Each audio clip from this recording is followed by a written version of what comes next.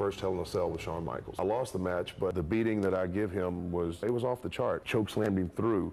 Although the renowned Undertaker doesn't appear to have any emotions, he has strong feelings for both friends and foes in the WWE, which has been witnessed clear as day through the many sweaty, sporty shindigs. With him in the corner, in his towering figure and intimidating body features, you can feel the tensions rising and even conflict with his fellow counterparts.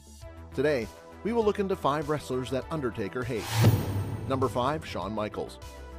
At the Bad Blood PBV in 1997, The Undertaker and Shawn Michaels fought in the first ever Hell in a Cell match. You know what, as far as a performer, Shawn Michaels was off the chart. He could real pain in the ass. And if that was going to be the case, then I was going to do what I thought. When Undertaker's brother Kane first appeared? Yeah, and get this. As for Shawn Michaels, Undertaker probably wouldn't rescue him if he was on fire due to their mutual hatred. Some time ago, it was clear that the dead man absolutely detested Shawn Michaels to the point where he would become enraged at the mere sight of him. So he did. He threatened and he let everyone know that if it didn't happen, he was going to rough me up. But he just never said anything to me. That's because being in HBK's company made him grumpy. In 1997, at WrestleMania 25, the two had what is widely considered to be the greatest match in wrestling history, and was undoubtedly the greatest in WrestleMania history. The mutual regard between them is priceless, but it wasn't always that. Where Shawn Michaels and I are today and where we were at back then on a personal level, it's taken a complete 360, Undertaker said. Michaels offered his own explanation for their divergent opinions. It's not like there was a bunch of animosity, we were just two very different personalities. They made an indelible impact on the company and have become close friends in the process. In contrast, in 1997, Undertaker was not in the mood to put up with Michaels' many flaws, including the fact that he was a drug addict. I'll just put it this way, if it hadn't have been done the way it was done, probably been a very long night for Shawn Michaels. Number 4. Big Show. It appears that Undertaker and Big Show now have a mutual regard for one another.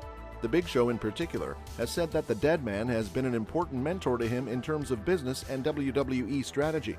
However, in the past, they'd encountered a number of difficulties. The Undertaker reportedly had issues with Big Show's training habits and wrestling basics since Paul White did not put in the necessary effort during his early days in the WWE. It was a mistake for him to rely solely on his current state of health. However, Show claims that the dead man's teachings are mostly responsible for his professional success. In his quote, you can hear a lot of hatred in the tone. He had that one long crooked finger and he would do this, trying to avoid Taker, so I would go to the right instead of going up the ramp. I used to come through the gorilla position after a match against Undertaker on our live tours, and Undertaker would be there waiting for me. He'd wave me over with that crooked finger, and he'd chew out my ass for the next 15 minutes. This happened night after night. It seemed like I couldn't do anything right, no matter what I tried, and I'm a little more hard-headed than most, so it took me a while, but a lot of the lessons I learned from Undertaker put me in a position now where I can help a lot of people not make the same mistakes I made. There's the guy that cussed me out every time I did something wrong. Nobody knows who the Big Show is, and he was one of the guys that was chewing my ass out about it. Number 3. Vince Russo. Vince Russo claimed in an interview with WrestleZone that The Undertaker was, and possibly still is, hot for him during their time working together during the Attitude Era. According to Russo, Terry Taylor came up to him and told him that The Undertaker was furious with him for forcing him to work while hurt. And as soon as Taker walked through, bro, he'd just double over. This is probably true due to the fact that every week on every WWE program, Russo put Taker in a physically taxing match or segment, but Vince Russo says he has no idea what ails Taker. Former WWE manager Jim Cornette challenged former WWE writer Vince Russo to a fistfight for $5,000. Russo had helped the professional wrestling powerhouse during the Monday Night Wars. The conflict began when Cornette stated that Russo had been begging for a job by emailing Vince McMahon every week. Very few people as close to Vince as Taker was, but he was like the corporate guy. A while ago, Michael Hayes joined the conversation, saying that Russo, during The Undertaker's prime 15 years ago, sought to retire him. Bro, they didn't like the guy. They got their favorites, and then they just don't like. Number 2. John Laurinaitis. In 2005, The Undertaker wrestled Bob Orton, who was rumored to be suffering from a severe case of hepatitis C at the time of the match. A Hell in the Cell match was scheduled to settle the score. Bob was diagnosed with hepatitis C several weeks before the game, which is a liver disease spread through the blood. He said he tested positive when he was a teenager, but he never experienced any symptoms and eventually forgot about it. After the fight, Undertaker learned of this development. He and the company doctor involved in the case were good friends, so they spoke soon after the match. When the doctor explained what had happened to Taker, he became enraged, and it wasn't directed at Bob Orton. John Laurinaitis, VP of Talent Relations, had earned his ire. I am relieved to report that Taker's hepatitis C test result was negative. Despite Cowboy Bob's dismissal for his reckless decision, Laurinaitis was not disciplined. It is bad enough that even if Laurinaitis was aware of Orton's condition in advance, he still gave him the green light to compete.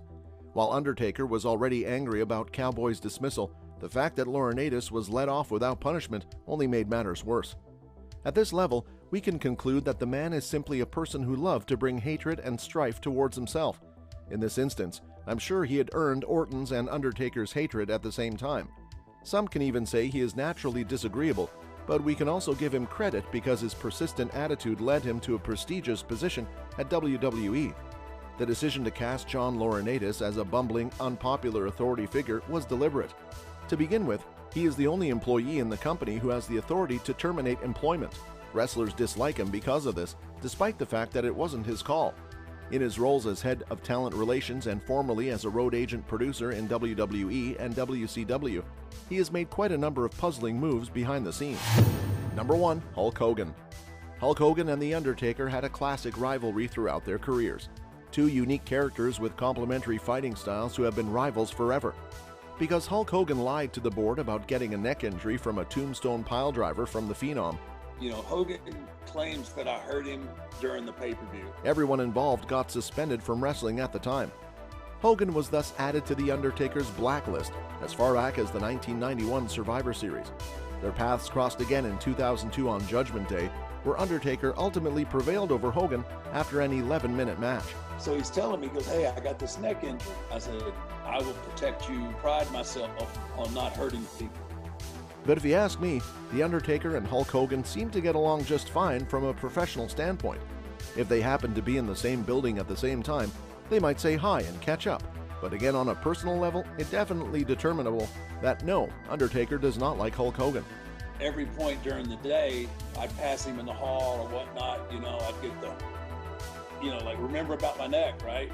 Much of it goes back to Undertaker's victory over Hogan at the Survivor Series in 1991. These stories have been told countless times, and Undertaker himself admitted as much on a podcast hosted by Peter Rosenberg. In short, I think Hogan, who has a massive ego, isn't interested in doing a job unless he can personally benefit from it, at least in the past. When he learned that The Undertaker would be replacing him as champion, he made a big stink about it. As a man, I gotta know what the hell, but I also know that it's risking my professional career. That's all for this video, folks. Catch you on the next one.